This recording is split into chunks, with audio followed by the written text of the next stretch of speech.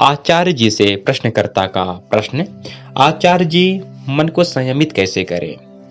आचार्य प्रशांत कहते हैं, हम आमतौर पर संयम का अर्थ समझते हैं धैर्य से या नियंत्रण से। अच्छा शब्द आपने इस्तेमाल करा है, संयम। पतंजलि योग सूत्र में आप जाएंगे तो पाएंगे कि संयम का अर्थ है मन को किसी विषय में दृढ़ता से स्थापित कर देना। आप पूछ रहे हैं संयम कैसे करें? प्रश्न ये होना चाहिए, संयम किस पर करें? मन को ले जाकर कहां बैठा दें? संयम किस पर करें, है ना? मन, शरीर और आत्मा के बारे में आपने पूछा ना। मन ही है, मन ही है। मन बिल्कुल शांत हो जाए, मिट जाए तो उसको बोल देते हैं आत्मा। और मन विस्तार ले ले, 5 इंद्रियों का सहारा ले ले, एकदम फैल जाए, प्रकृति और संसार बन जाए तो उसको कह देते हैं शरीर। इंद्रियों के विषयों को कहते हैं संसार और इंद्रियों के भोक्ता को कहते हैं मन। इंद्रियां सब सामग्री जिसको ले जाकर देती हैं उसको कहते हैं मन।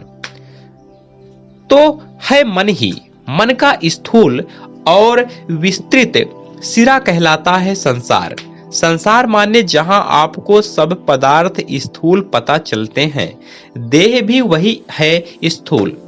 मन ने विस्तार ले लिया तो देह है, संसार है। वही मन शांत हो गया, बिंदुवत हो गया तो आत्मा कहलाता है, मन ही है। तो ऐसा समझ लीजिए, बिंदु है आत्मा, फिर मन है और फिर पूरा विस्तार है, संसार है। मन बेचैन और चंचल रहता है जैसा कि आपने अभी कहा, लेकिन मन की आंखें ऊपर की ओर है, संसार की ओर। तो फिर वो चैन कहां खोजता है? संसार में। जबकि चैन उसको मिलता है अपने पीछे, अपने नीचे, मिट करके, बिंदु हो करके। बिंदु हो जाना माने मिट ही जाना है। तो इसी से बताइए कि मन को किस पर संयम करना चाहिए। हम एक एक चरण बढ़ा रहे हैं तो मन को किस पर संयम करना चाहिए? मन कहां जाकर बैठ जाए कि उसे शांति मिल जाए? आत्मा पर। अब आत्मा का तो कोई नाम नहीं, पता नहीं, ठिकाना नहीं, रूप नहीं, रंग नहीं। तो मन आत्मा पर जाकर कैसे बैठेगा? नहीं बैठ सकता ना। तो फिर जानने वालों ने कहा है कि तुम संयम करो इसी संसार में उस विषय पर जो तुम्हें आत्मा तक ले जा सके। तो लोगों ने पूछा कैसे पता चलेगा वो विषय? तो बताने वालों ने कहा है कि अच्छा, तुम्हें ये तो पता चल सकता है कि संसार में कौन से विषय हैं जो तुम्हें संसार में और उलझाते हैं। तो लोगों ने कहा हाँ। तो बोले उनको हटाओ, उनके नाम के आगे कट गलत का चिन्ह लगाते चलो कि ये तो नहीं है, क्योंकि ये संसार का विषय है और इसकी तरफ जाओ अगर तो ये संसार में ही और उलझाता है। संसार में ही खास तरह के विषय होते हैं जिनके पास जाओ तो वो संसार से आगे, संसार से पलटकर तुमको आत्मा की ओर ले जाते हैं। आत्मा पर संयम करने का अर्थ हुआ मन के संदर्भ में संसार के उस विषय पर संयम करना जो तुम्हें आत्मा तक ले जा सके। वो विषय आपके व्यक्तित्व पर निर्भर करते हुए अलग अलग होते हैं। ऐसा बिल्कुल हो सकता है कि आप एक नर्तक हैं तो आपके लिए नृत्य ही माध्यम बन जाए आत्मा तक पहुंचने का, कि आप नृत्य करते हुए इतना खो गए कि मन मिट गया। आप खो गए माने मन मिट गया ना। मन मिट गया तो फिर बची क्या? आत्मा मात्र।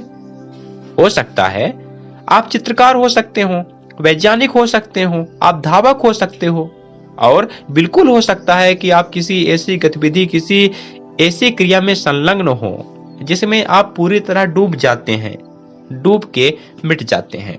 या फिर ऐसा हो सकता है कि आप उन पर संयम कर रहे हैं जिन्होंने आत्मा की खूब बात की है। ये अध्यात्म का क्षेत्र है। ऋषियों को पढ़ो, संतों के भजन गाओ। वो इसी संसार के लोग थे, पर वो संसार से आत्मा की तरफ का द्वार थे। वे आपको संसार से आत्मा की ओर ले जाते थे। रहते वो इसी दुनिया में थे, पर जो उनके पास पहुंचा उसको वो दुनिया से आगे पहुंचा देते थे। प्रश्नकर्ता को संबोधित करते हुए आचार्य जी कहते हैं, आपकी जैसी यात्रा रही है, मुझे लगता है कि आपके लिए ग्रंथों और संतों पर संयम करना पहला चरण होना चाहिए। जाएं और वहीं पर टिक जाएं, ठहर जाएं। उसके बाद जब मन मजबूत हो जाए, अपनी जगह खड़ा होने के लायक हो जाए, तो फिर आप जगत से सहारा लेना छोड़ देंगे। जरूरत ही नहीं पड़ेगी। फिर आप जगत को सहारा देना शुरू कर देंगे। आरंभिक चरण में तो आप जगत के पास जाते हैं और कहते हैं सहारा दो। मैंने आपसे कहा कि वो सहारा आपको मिलेगा ऋषियों और ग्रंथों के रूप में, और एक बार आपने उन पर अनुशासन के साथ संयम कर लिया तो उसके बाद आप दुनिया में सहारा मांगने नहीं जाएंगे, आप दुनिया को सहारा देने जाएंगे। जैसे संतों ने दुनिया को सहारा दिया, वो भी दुनिया के ही थे, लेकिन वो दुनिया को सहारा दे गए। आपकी भी फिर वही दशा हो जाएगी। फिर आप बहुत तरीकों से दुनिया के उपयोग के हो जाएंगे, वास्तविक उपयोग के। अभी तो यही करिए, शास्त्रों के पास जाइए, संतों के पास जाइए, उनकी बातें सुन लीजिए। बहुत कुछ है उनके पास बताने को जो आपके लिए आवश्यक है। कौन से ग्रंथ विशेषकर आपके लिए उपयुक्त हैं, इसकी सूची मैं आपको दे दूंगा, वहां से शुरू करिएगा। फिर कुछ महीनों बाद आगे की बात करेंगे।